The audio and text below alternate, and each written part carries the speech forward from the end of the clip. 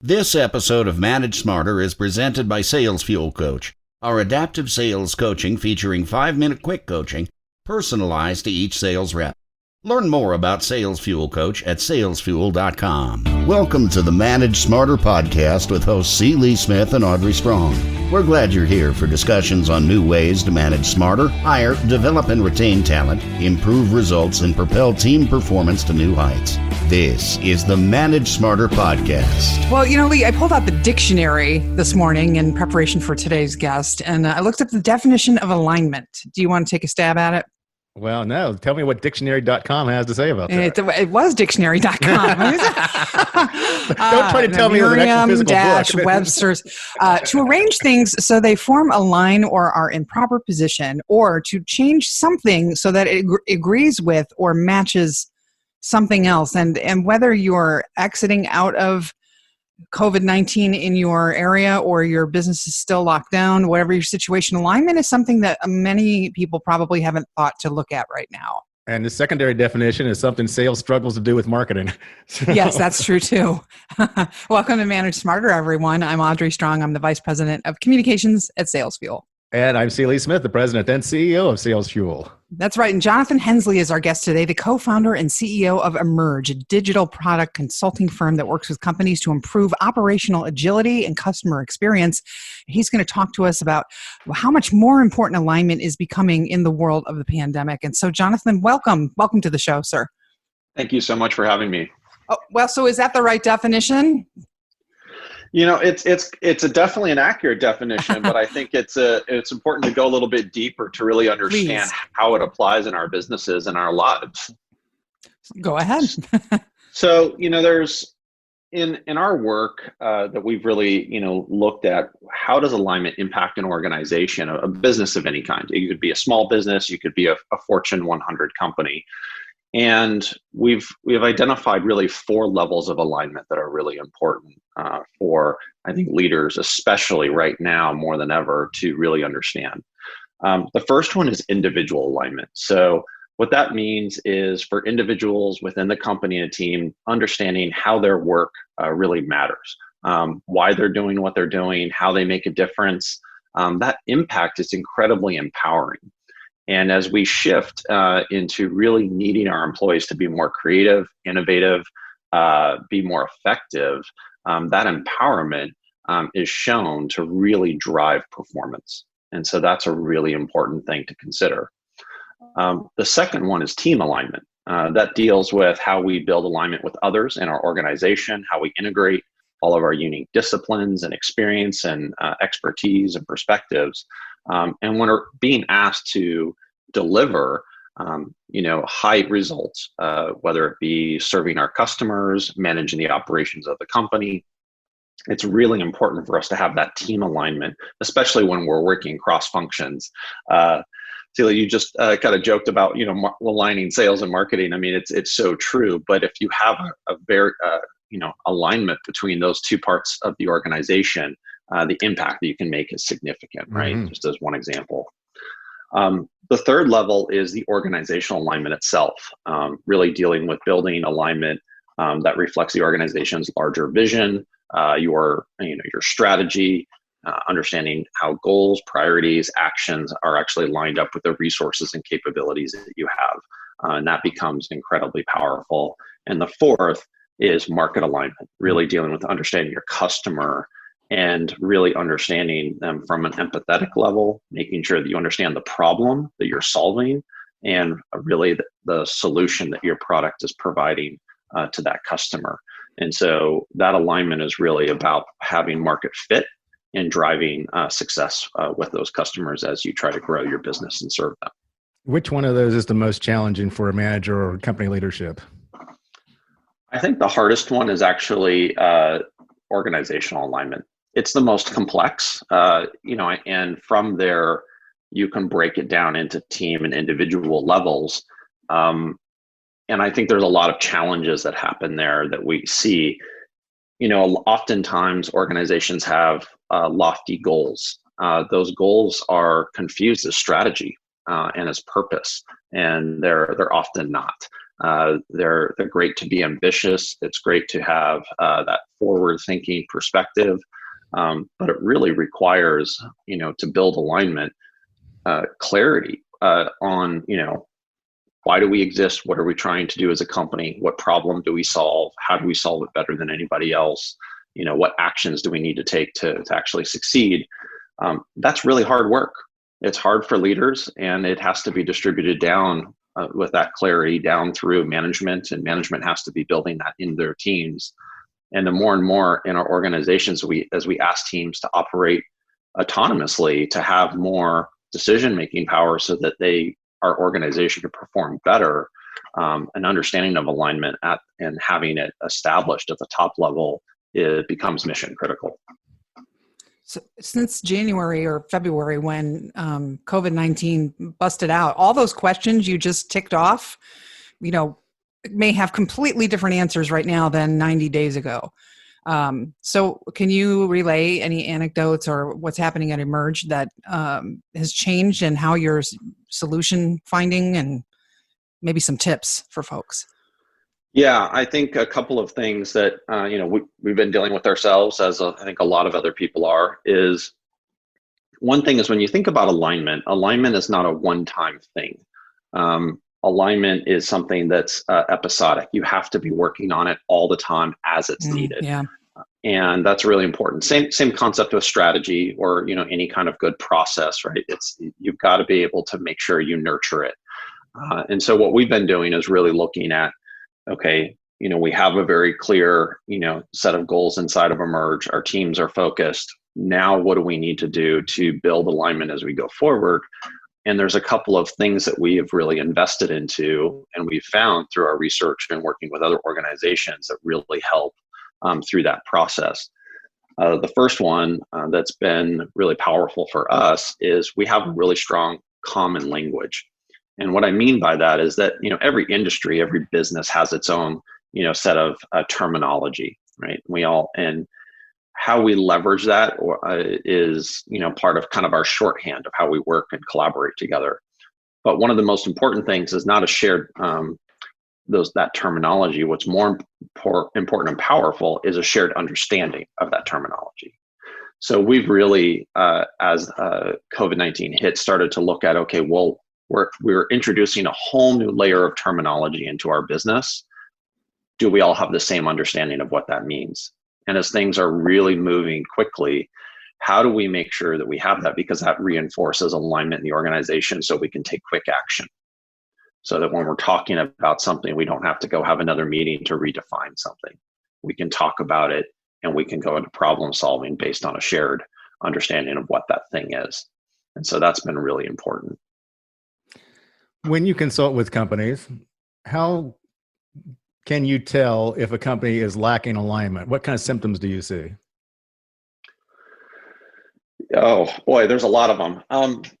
I think the biggest ones that we see are things like they don't really know their customer very well. Decisions around, the kind of products or processes they're creating are more based on their individual experience versus actually making customers a part of the solution process in developing those systems and processes. Another really easy one to see and identify is expectations, where they're just misaligned. And so sometimes we'll go in and we'll just do a really easy exercise. What does success look like to you? And we talk to all the stakeholders and we realize, well, we've got 5 different interpretations of success. Mm-hmm. So that's a really easy way to, symptomatically start to address and identify where there's misalignment, and then we can start building towards alignment. That's really common. It also is important to recognize the size of your organization will directly impact, how alignment needs to be managed. If you're a 2-person organization, it's really easy. You just are talking to one another. If you go from 2 people to 3 people, you've actually got 6 degrees of communication you now need to manage. If you go to 4 people, you're actually got 12 degrees of communication you have to manage. So communication becomes much, much more complex.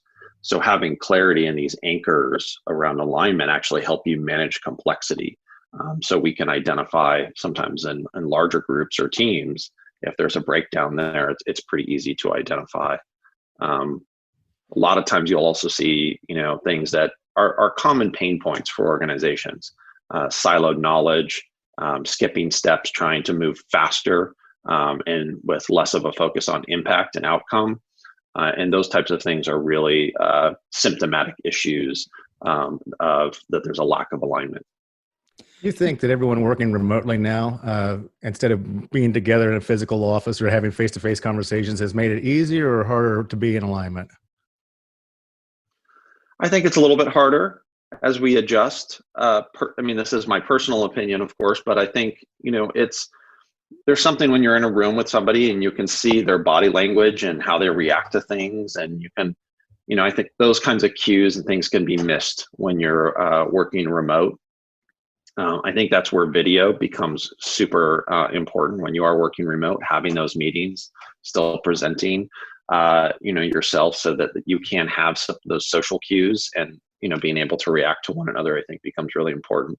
But I think it's harder. It's not like you can just pull a quick group of people into a room and start to whiteboard stuff out collaboratively. So adjusting to a lot of new tools for organizations is a hurdle. And you miss some other cues. You do miss some body language, and you miss anything that's out of the frame.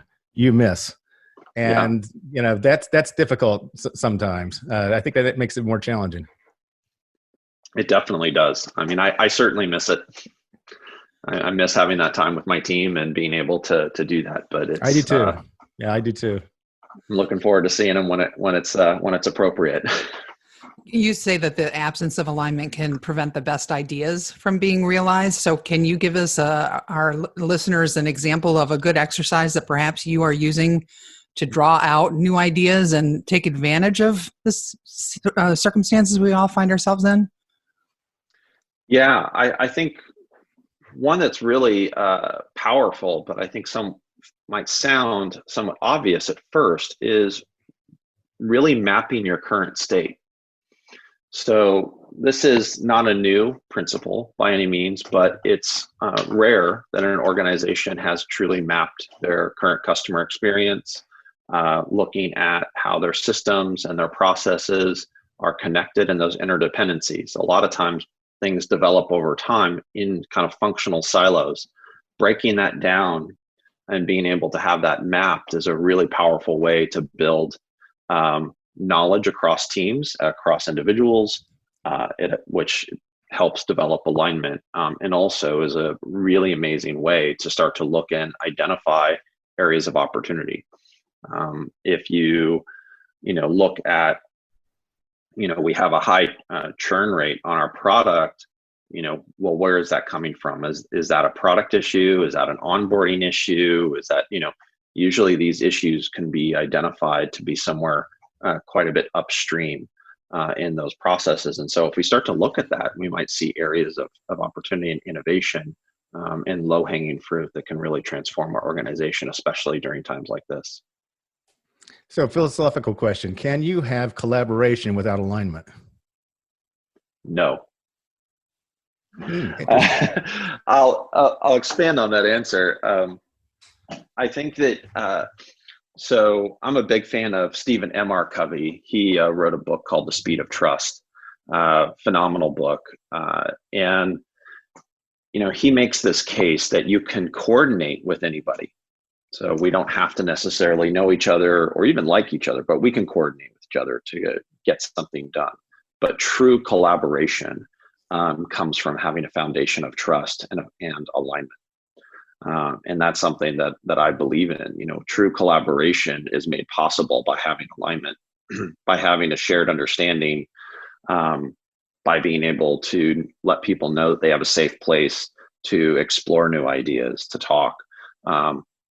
We can coordinate. We coordinate with vendors. We coordinate with strangers all the time, but we wouldn't classify that as collaboration. I think what we're really looking at when we're collaborating is to be able to create, and versus just organize. And so when we're looking to create something, that requires alignment, so we can focus our energy and intentions on the best possible outcome. And I need to know that they don't just understand what we're trying to do, but that they're committed to it, that they're totally bought in, and that I can trust them, that they're not just paying lip service to it or whatever, that they're totally on board, and they're moving in the same direction I'm moving in. And I find that when that doesn't happen, then it's really difficult to be in alignment or to have any type of collaboration. Yeah, I mean, it's it's interesting. There's a neuroscientist by the name of Dan Cable. He wrote a book called Alive at Work, and he actually points out the fact that there's not just a psychological need like you described, but there's a biological need to alignment and collaboration, right? If we have that understanding, people understand who I am. They understand what's important to me. That the ability to actually unlock the potential of an individual or an organization and team is huge. And so there's really a component in our biology that really drives this necessity. And if we can acknowledge that, we can really increase the power of our business. It's also something that Dan Pink talks about in some of his talks and books as well. I've never heard that. That's fascinating. And maybe I'll be more aware of it just moving through the workday. One of the other things that you encourage people to look at is ride the train to the end of the line within your organization and look at your customer experience, or maybe even your internal stakeholder experience. Do you want to talk a little bit about that? Yeah, well, I think that a lot of times those two things are separated. I like to use the analogy of a coin, right? You have a customer experience on one side of the coin and your employee experience on the other.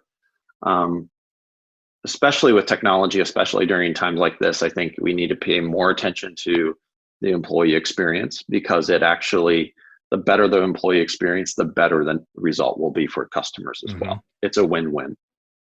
And I think that's what we're really looking for is a win-win at all times. And when we really focus on that experience, and internally right now, a lot of organizations, I think, are getting a big kick in the pants and saying, look, you need to modernize. You need to look at different ways of operating. Other industries have been doing this for a really long time. We need to catch up. And so looking at the employee experience through the lens of the employee and not a new process or system is extremely powerful, because it's very common. There's a study that was done, roughly around 82% of all digital transformation projects fail. And a big part of that failure, not the main reason, but one of the main reasons, is that the employee is left out of the equation. Where we talk about and we champion the customer as we should, we're not championing the employee in those experiences. And so in order to create the retention that we want of great talent, in order to have more efficiency in the business, we need to understand that we have to engage our employees in helping us solve these problems and creating these processes and systems.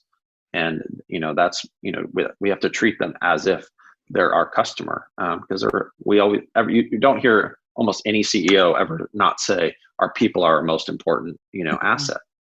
So you got to go put, your money where your mouth is, involve them in that process. And the better the experience they have and the better tools you provide them to do their job and empower them, then you're going to be really, truly delivering. And it changes the results significantly. Tell me how your company, which is a digital product consulting firm, how have you been disrupted and how have you had to change through the COVID-19 pandemic? Well, I think, the idea of new products is certainly slowed down right now. I mean, we're lucky that we do a lot of work in healthcare, which has, been good for our business, but they're going through some of the most challenging times in their history as an industry right now. So we're really stepped back into a support role right now. How do we be a sounding board for all the work that they need to do?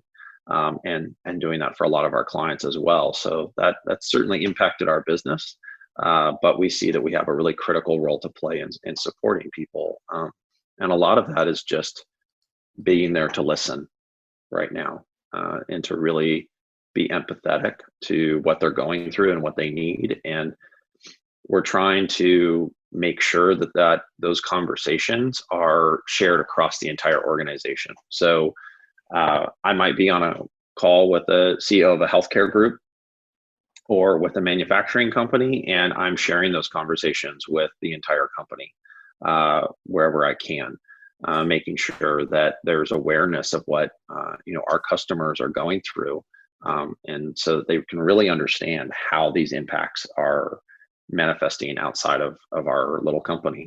Sure. We've got about a minute left, Jonathon. It's emergeinteractive.com, everyone. Do you want to talk about the book before we wrap? Yeah, thank you.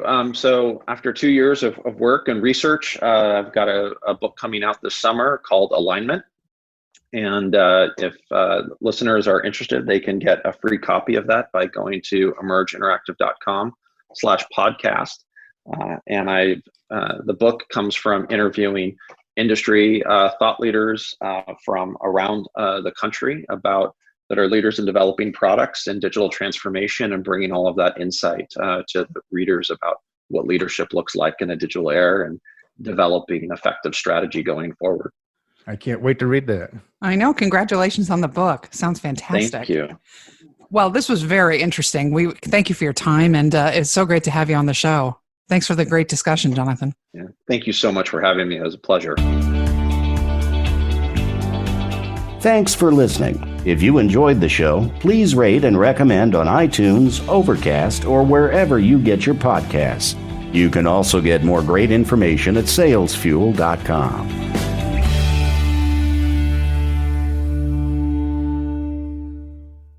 This podcast is a part of the C-Suite Radio Network. For more top business podcasts, visit c-suiteradio.com.